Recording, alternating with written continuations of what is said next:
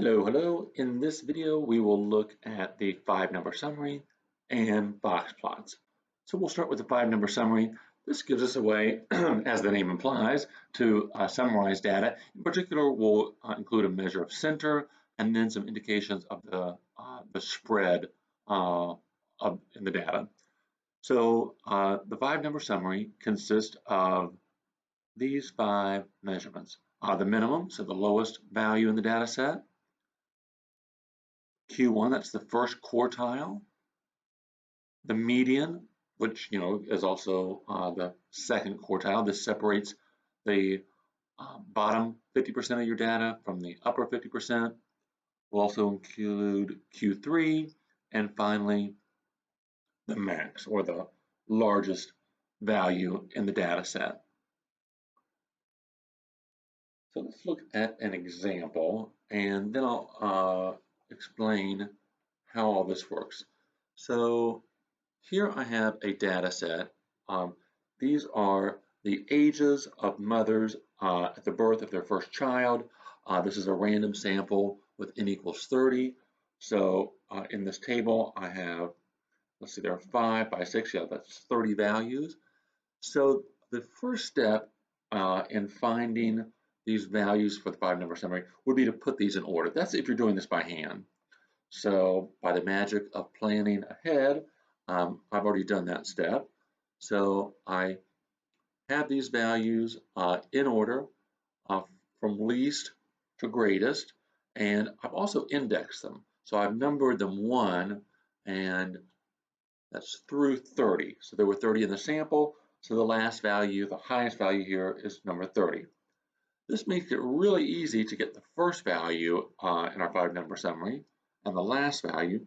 The minimum is obviously 16, and then if we look down at the bottom of our list, we'll see that the largest value is 35. And so I'm going to write that down here as the maximum. It's 35. So next, let's find the median, so the value that separates the lower 50 from the upper 50. So since I have 30 items in my data set, that's an even number, I can split that so that there are 15 in the lower half and 15 in the upper half. So my dividing line is going to be here between the 15th and the 16th value. So I need to average these two values to get the median.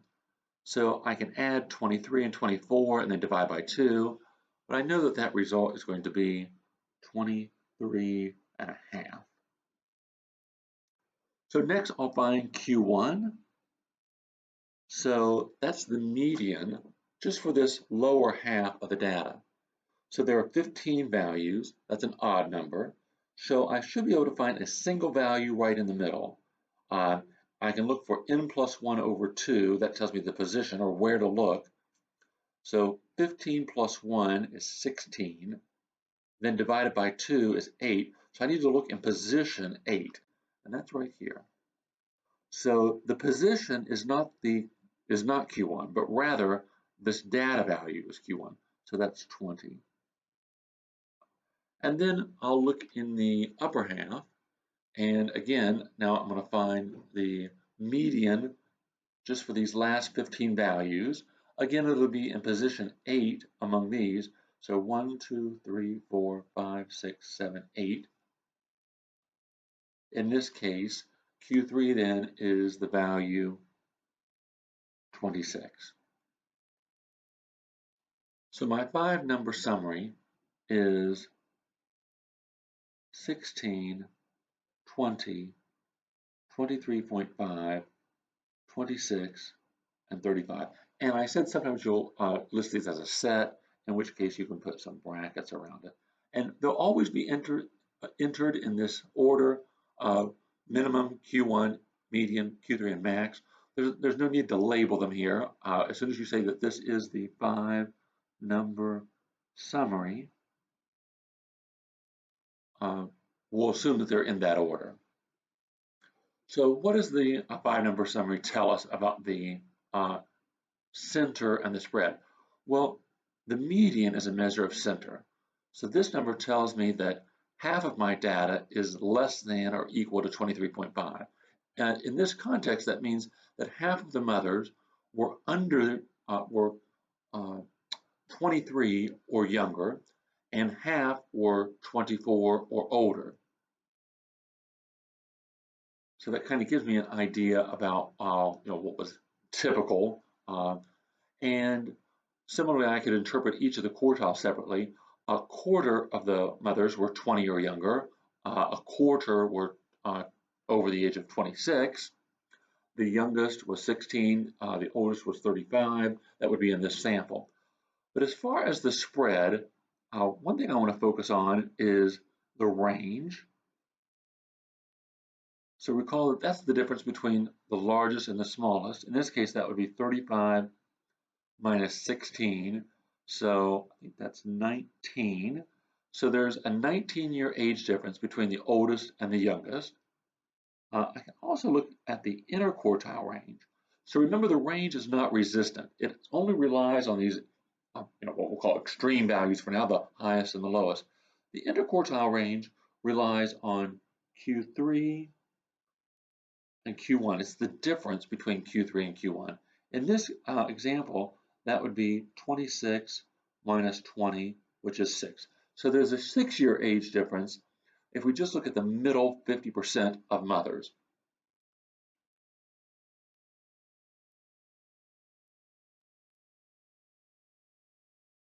Now, as far as skewness in the data, let's look at the differences between consecutive numbers in the 5-number summary. So I'm going to just copy this down again.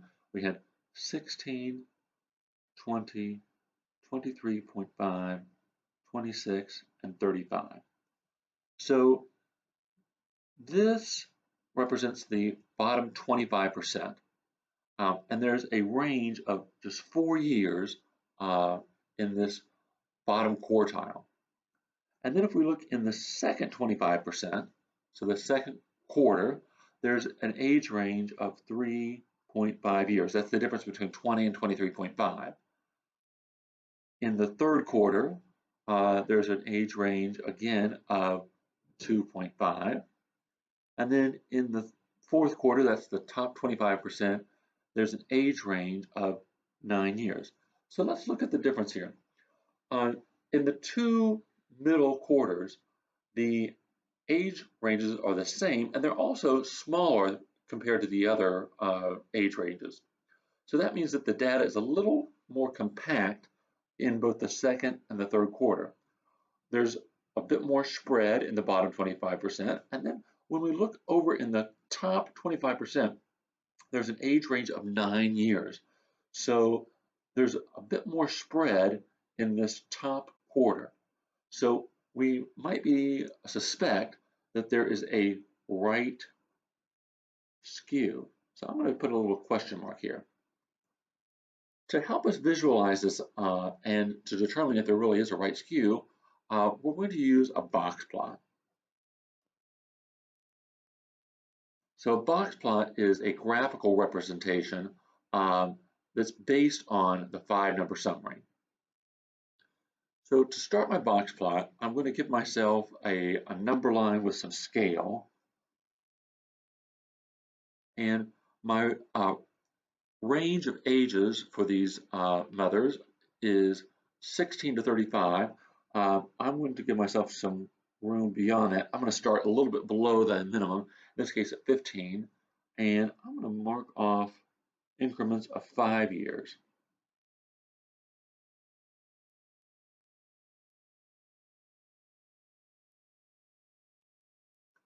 So these are ages at birth of first child. Actually, I'll say mother's ages at birth of first child.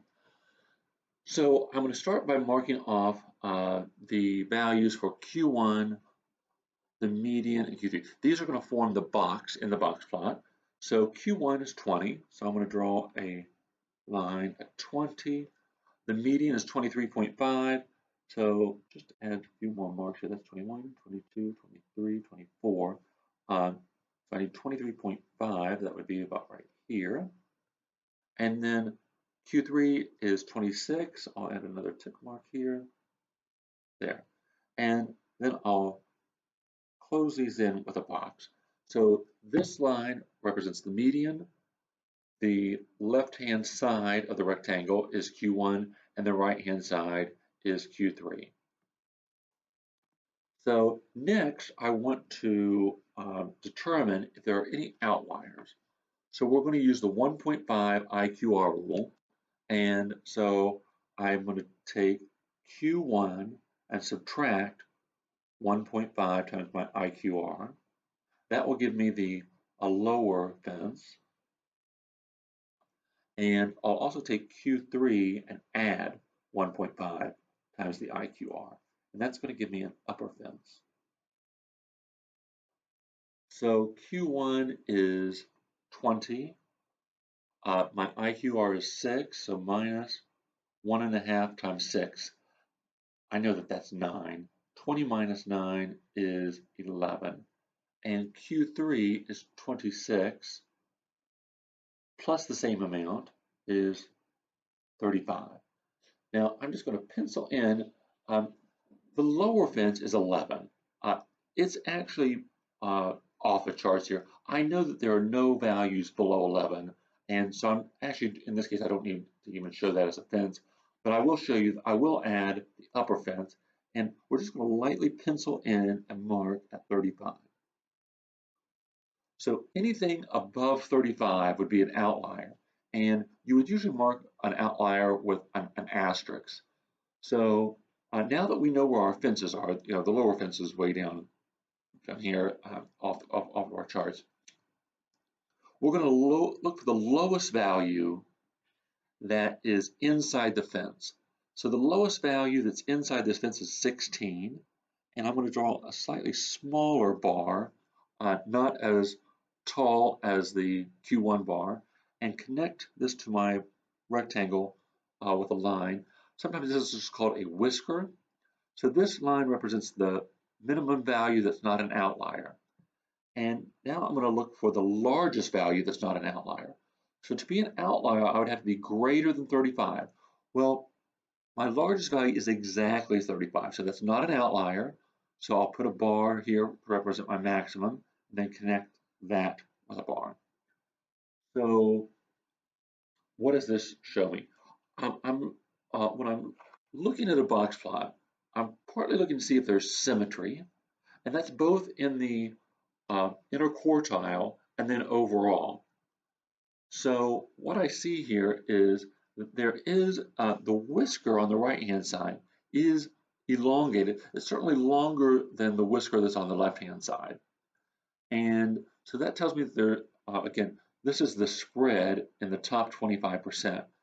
So there's things are a little bit more spread out here. This seems to be that there is a slight right skew in this data, but no outliers, so I don't have any asterisks.